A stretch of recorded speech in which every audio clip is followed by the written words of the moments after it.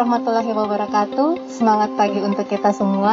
Kembali lagi bersama saya Dewi Ayuningrum dalam podcast Kata Karebel Talk Kampus Rehabilitasi Badoka. Spesial di hari ulang tahun HUT PPNI yang ke-47.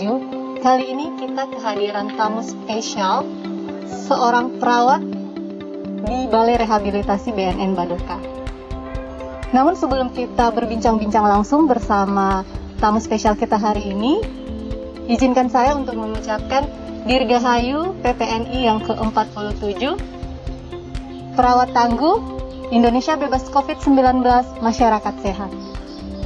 Baik, di tengah-tengah kita sudah hadir tamu spesial kita, Sister Yuli. Selamat pagi, Sister Yuli. Pagi. Bagaimana kabarnya hari ini? Alhamdulillah sehat. Baik, Sister Yuli, seperti yang kita ketahui, peran perawat begitu penting di Balai Rehabilitasi BNN Badoka Makassar ini. Mungkin Sister Yuli bisa ceritakan kepada semua sahabat rehabilitasi Badoka yang menyaksikan podcast kita kali ini, bagaimana seorang Sister Yuli pertama kali berkarir di BNN Badoka ini. Oke, terima kasih ya, Sister. Sebelum mungkin saya menjawab pertanyaan dari Sister Gali, terlebih dahulu saya memperkenalkan diri. Jadi, saya biasa disebut di sini Sister Yuli. Nah, saya bekerja di Balai Rehabilitasi BNN Badoka itu semenjak tahun 2015 sampai dengan sekarang. Nah, peran perawat yang dijalankan selama saya bekerja yaitu di dalam ilmu akademik itu kan peran perawat itu ada 7 ya, mulai dari menjalankan asuhan keperawatan, sebagai konselor, sebagai pemberi seminar edukator. Jadi banyak sekali di Balai Rehabilitasi BNN Badoka itu semua peran perawat itu kita jalankan. Nah, peran perawat yang paling mendasar yang kita jalankan itu selain melaksanakan asuhan keperawatan, kita juga harus lebih berpotensi menjalankan perawat seperti edukator. Nah, edukator di sini itu kita sebagai perawat rehabilitasi lebih cenderung memberikan seminar-seminar kepada, di sini kita sebut dengan klien ya, bukan pasien. Jadi lebih cenderung kita menyebutnya dengan klien yang kita rehab itu dengan memberikan seminar edukasi masalah dampak penyalahgunaan nafsa yang selama ini mereka gunakan. Nah, selain itu, selain memberikan edukasi dan kita sebagai perawat sebagai edukator, kita juga sebagai pemberi konseling. Nah, konseling di sini kita sebagai perawat berperan sebagai konselor. Nah, konselor di sini kita harus memiliki, sebagai perawat kita harus pintar-pintar memiliki kemampuan membina hubungan saling percaya dengan klien agar supaya kita mengetahui masalah yang timbul dari klien sehingga dia bisa menggunakan drugs. Mungkin seperti itu, Sister, peran perawat yang selama ini saya jalankan di balai. Baik, Sister. Tadi Sister Yuli sedikit membahas tentang bagaimana seorang perawat itu harus bisa menjadi konselor. Di luar dari secara keilmuan, basic kita adalah memberikan pelayanan skill ya khususnya. Nah, mungkin Sister Yuli bisa menyampaikan ke kami bagaimana sebenarnya sih perawat itu sendiri dalam menangani pasiennya, khususnya penyalahguna yang direhab di Balai Rehabilitasi BNN Badoka itu. Apakah perlu skill khusus atau seperti apa? Iya, oke Sister. Jadi kembali lagi ya, kita sebagai perawat, basic keilmuan memang itu sangat mempengaruhi ya Sister ya. Jadi memang karena pada dasarnya basic keilmuan saya adalah sebagai seorang perawat, jadi keahlian ataupun skill yang saya punya itu sudah ada pada dasarnya. Nah, bedanya dengan penanganan klien di luar penyalahguna nafsa dengan penyalahguna nafsa itu sangat berbeda sekali. Nah, di sini kalau kita dituntut sebagai seorang perawat harus mengetahui gejala yang dinamakan intoksikasi dan withdrawal dari klien-klien yang ada di balai rehab. Nah, pada saat klien masuk, kita sudah harus mengetahui dari asesmen awal itu apa sih sebenarnya kendala atau masalah yang dihadapi klien pertama kali masuk di sini. Apakah dia memang karena penyalahgunaan nafsanya sehingga dia mendapat intoksikasi maupun withdrawal, ataukah ada yang dinamakan dual diagnosis, atau memang dia ada gangguan jiwa sebelumnya yang tidak berpengaruh dengan penggunaannya. Jadi memang kita punya kemampuan harus betul-betul melihat masalah awal yang dialami oleh klien itu sendiri. Seperti itu. Baik, Sister. Seperti sekarang juga kita ketahui kalau Indonesia saat ini lagi dilanda pandemi COVID ya, Sister ya.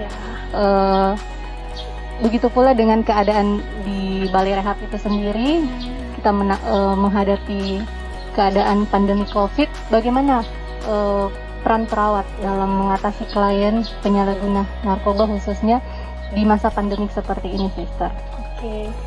Oke.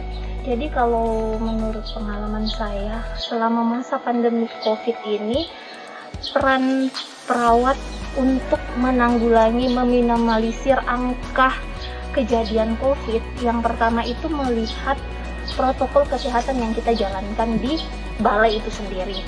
Nah, mulai dari pertama klien masuk, kita sudah memang punya prosedur yang dikatakan SOP, standar operasional prosedur selama masa COVID.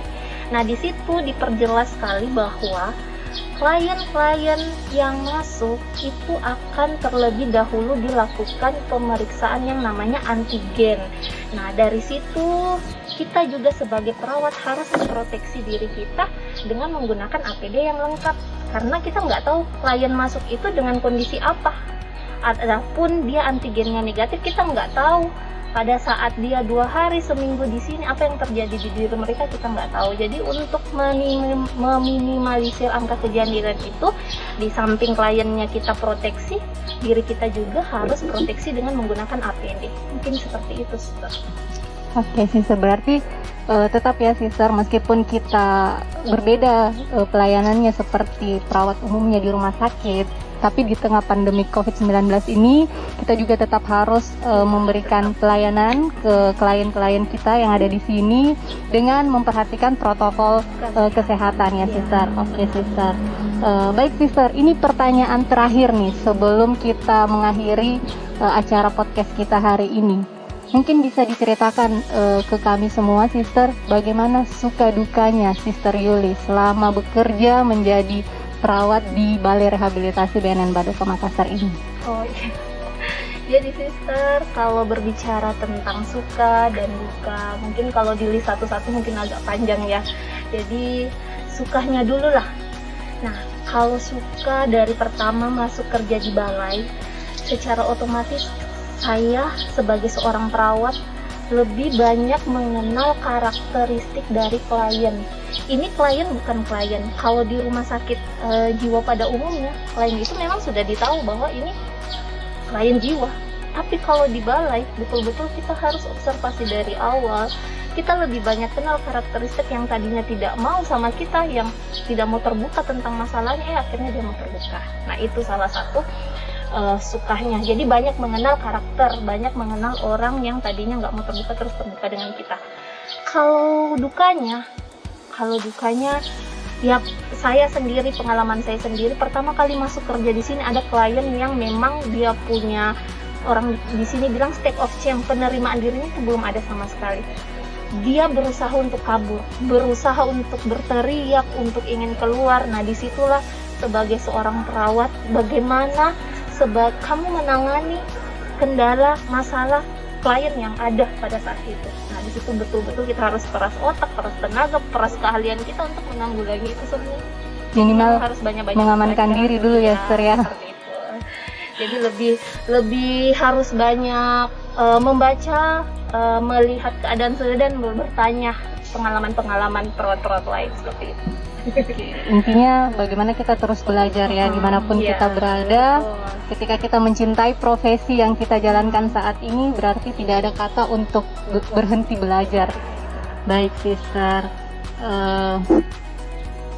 Baik, Sister, itulah tadi bincang-bincang kita di edisi HUT PPNI yang ke-47. Sekali lagi terima kasih untuk waktu dan kesediaannya.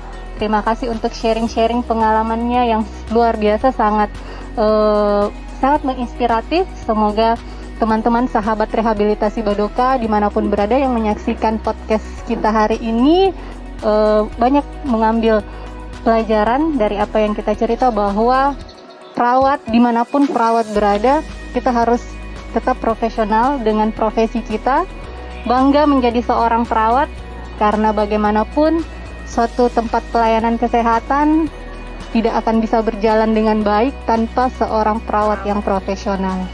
Baik sister, sebelum kita mengakhiri acara podcast kita hari ini, saya ingin mengajak sister untuk bersama-sama mengucapkan slogan yang ada di Balai Rehabilitasi BNN Badoka. Jadi nanti kita sama-sama menghadap ke kamera sister sambil mengucapkan slogan BNN. Oke. Baik sister. War on drugs, ayo rehabilitasi gratis Ji. Itulah tadi podcast kita hari ini. Sampai berjumpa lagi di acara podcast selanjutnya. Saya Gali Ayuningrum beserta kru yang bertugas hari ini pamit undur diri.